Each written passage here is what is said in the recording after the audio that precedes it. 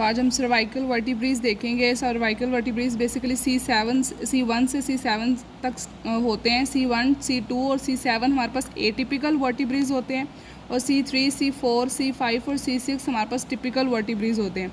उसके बाद इनके फीचर्स देख लेते हैं। ये हमारे पास C1 सर्वाइकल वर्टिब्री है, ये C2 है और ये हमारे पास C7 है। तो सबसे पहले एटिपिकल वर्टिब्रीज देख लेते हैं।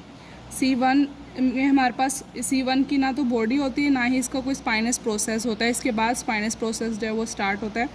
तो इसके इंटीरियरली हमारे पास इंटीरियर ट्यूबरकल होता है, पोस्टीरियरली हमारे पास पोस्टीरियर ट्यूबरकल होता है। ये हमारे पास सुपीरियर आर्टिकुलर फैसिट्स हैं फॉर ऑक्सीपिटल कंडाइल्स। इसमें बेसिकली हमारे पास इस बोन को एटलस बोन भी बोलते हैं। C1 को सी बोन का हमारे पास ऑक्सीपिटल कंडाइल के साथ जब ये यहाँ पे अटैचमेंट होती है तो एटलेंटो ऑक्सीपिटल जॉइंट बनता है। तो ये हमारे पास ऑक्सीपिटल कंडाइल्स के लिए अटैचमेंट है। सुपीरियर फेसिट्स फॉर ऑक्सीपिटल कंडाइल्स हैं। उसके बाद यहाँ पे ये C2 वर्टिब्री का जो डेंस वाला पार्ट है वो यहाँ पे आकर आर्टिकुलेट करता है, तो एटलेंटो एक्सियल जॉइंट बनता है। तो ये आर्टिकुलर फेसिट फॉर डेंस है। उसके बाद ये ट्रांसवर्स प्रोसेस हैं इसके, और इसके दरमियान में हमारे पास जो फोरामिन नज़र आ रहा है, ये हमारे पास ट्रांसवर्स फोरामिन है, जिससे वर्टिब्रल आर्टरीज और वेसल्स वगैरह वो पास होती हैं। ट्रांसवर्स प्रोसेस का ये हमारे पास इंटीरियर रूट है, ये पोस्टीरियर रूट है। इंटीरियर रूट है और ये पोस्टीरियर रूट है। तो ये दोनों रूट्स जो हैं वो आपस में कनेक्ट हैं एक बार के थ्रू, जिसको कोस्टो ट्रांसवर्स बार या कोस्टल लैमिना भी बोलते हैं। इसकी इन्फीरियर सरफेस पे देखें तो हमारे पास इन्फीरियर फेसिट्स हैं अटैचमेंट के लिए। उसके बाद ये इनसाइड ये हमारे पास पैडिकल्स हैं हमारे पास। उसके बाद इसमें लिगामेंट्स की अटैचमेंट होती है। इंटीरियर ट्यूबरकल के इंटीरियरली हमारे पास इंटीरियर लॉन्गिट्यूडनल लिगामेंट होता है, पोस्टीरियरली हमारे पास पोस्टीरियर लॉन्गिट्यूडनल लिगामेंट होता है, और ये हमारे पास लैमिना है। लैमिना के इंटीरियरली हमारे पास लिगामेंटम फ्लेवम की अटैचमेंट होती है। उसके बाद एक्सिस पे आ जाते हैं। C2 वर्टिब्री जिसको एक्सिस बोलते हैं, ये इसका डेंस पार्ट है। इसके ऊपर हमारे पास एपिकल लिगामेंट की अटैचमेंट होती है। ये हमारे पास सुपीरियर आर्टिकुलर फेसिट्स, ये जो है जब एटलस जो है वो ज्वाइन करती है एक्सिस के साथ, तो ये बेसिकली आर्टिकुलर फेसिट है फॉर एटलस। तो ये हमारे पास एटलेंटो एक्सिस जॉइंट बनता है। तो ये जो डेंस है ये हमारे पास यहाँ पे इसकी आर्टिकुलर फेसिट के यहाँ पे इसकी अटैचमेंट है, जिस पर ऊपर एपिकल लिगामेंट होता है, लेटरली हमारे पास इसके एलर लिगामेंट होते हैं। ये इसकी बॉडी है। उसके बाद ये एक्सिस की बॉडी है। ये इसके ट्रांसवर्स प्रोसेस हैं। ट्रांसवर्स प्रोसेस में हमारे पास इंटीरियर ट्यूबरकल होता है, पोस्टीरियर ट्यूबरकल होता है। ये हमारे पास इसका स्पाइनस प्रोसेस जो है वो स्टार्ट हो चुका है। ये इसका इन्फीरियर बॉडी का इन्फीरियर फेसिट्स हैं, और ये इस पर हमारे पास C2 का लैमिना है।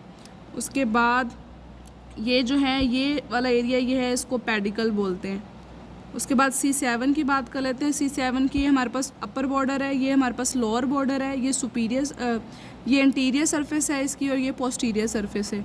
उसके बाद इसका लॉन्गेस्ट स्पाइनस प्रोसेस होता है हमारे पास, और इसमें ट्रांसवर्स फोरामिन नहीं होते या बहुत छोटे होते हैं, लेकिन इसमें ज़्यादा दिखाए हुए हैं। ये इसका इंटीरियर रूट हो गया ट्रांसफर प्रोसेस का। पोस्टीरियर रूट हो गया इंटीरियर ट्यूबरकल, पोस्टीरियर ट्यूबरकल। उसके बाद आर्टिकुलर फैसिट्स हैं ये, उसका ये जो हमारे पास लैमिनास हैं वो स्पाइनस प्रोसेस मिल रहा है। और ये जो ट्यूबरकल नज़र आ रहा है इसके एंड पे हमारे पास वर्टिब्रल प्रोमिनेंस होती है, और ये इसकी जो है वो इन्फीरियर सरफेस है, inferior articular facets for further attachment है। बाद इन सब वर्टिब्रीज के एंड पर हमारे पास यहाँ से असेंड कर रहा है एक लिगामेंट होता है, जिसको निकल लिगामेंट कहते हैं, जो हमारे पास आगे जाके सुपीरियर निकल लाइन पर उसकी जो अटैचमेंट होती है। उसके बाद हमारे पास C3 वर्टिब्रा है।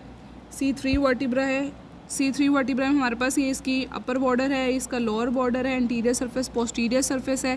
ये हमारे पास इसके अनसीनेट प्रोसेसेस हैं। ये ट्रांसवर्स प्रोसेस है, ट्रांसवर्स फॉर है, ये कोस्टल लैमिनर बार है, आर्टिकुलर फेसिट्स हैं। ये हमारे पास ये पोस्टीरियर ट्यूबरकल्स हैं। ये इसका स्पाइनस प्रोसेस है जो बाइफिड है।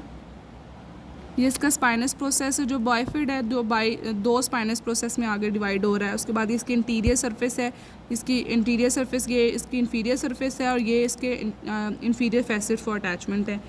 इसी तरह आगे इसका जो स्पाइनस प्रोसेस है ये C4 का स्पाइनस प्रोसेस है जो बाइफिड नहीं है। ये इसका स्पाइनस प्रोसेस है। ये आर्टिकुलर फैसिट्स हैं फॉर सुपीरियर आर्टिकुलर फैसिट्स हैं। ये इसकी बॉडी है, उसकी आउटर बॉर्डर है, इंटीरियर सरफेस है, ये स्कैम्सिनेट प्रोसेस, यही ट्रांसवर्स फोरामिन, सबका स्ट्रक्चर ऑलमोस्ट सेम ही है। इंटीरियरली हमारे पास जो है वो ये देखना है कि इसकी सुपीरियर सरफेस में हमारे पास जो ट्रांसवर्स प्रोसेस है वो होगा और अनसीनेट प्रोसेसेस जो होंगे वो सुपीरियर सरफेस पे होंगे। इन्फीरियर सरफेस पे हमारे पास अनसीनेट प्रोसेसेस नहीं है। और जो ट्रांसवर्स प्रोसेस का जो स्पाइनस प्रोसेस है उसका पॉइंटेड एंड भी हमारे पास सुपीरियरली है, इन्फीरियरली हमारे पास नहीं है। उसके बाद ये हमारे पास C6 वर्टिब्रा, इसके भी अनसीनेट प्रोसेस है, तो सबका स्ट्रक्चर ऑलमोस्ट सेम ही है। सिर्फ जो याद रखने वाली चीज़ें हैं वो ये कि C1 C2 ये हमारे पास C1 वर्टिब्री है, ये हमारे पास C2 है और ये C7 है। ये हमारे पास एटिपिकल वर्टिब्रीज हैं। इसमें इसके जो फीचर याद रखने वाले कि इसमें कोई बॉडी नहीं है, ना स्पाइनस प्रोसेस है, इंटीरियर पोस्टीरियर टुबरकल है। जो इसकी अटैचमेंट होती है हमारे पास यहाँ पे एक्सिस एटलस के साथ और अटलांटो एक्सिस जॉइंट बनता है। और जो C7 है उसका लॉन्गेस्ट स्पाइनस प्रोसेस है। उसके बाद C3 C4 C5 6 जो है हमारे पास वो टिपिकल वर्टिब्रीज हैं, उनमें हमारे पास अनसीनेट प्रोसेसेस होते हैं और इस फर्दर जो है स्पाइनस प्रोसेस जो है वो एलोंगेट करता जाता है। C3 में हमारे पास बाइफिड स्पाइनस प्रोसेस होता है। स्पाइनस जो ट्रांसवर्सेरियम है, इस जो यहाँ पे ट्रांसवर्स फोरामिन है उसको फोरामिन ट्रांसवर्सेरियम बोलते हैं, जिसमें वर्टिब्रल आर्टरीज और वेसल जो है वो पास कर रही होती हैं। So it's all about the cervical vertebrae जो 7 होते हैं, लेकिन अभी ये जो हैं वो 6 हैं।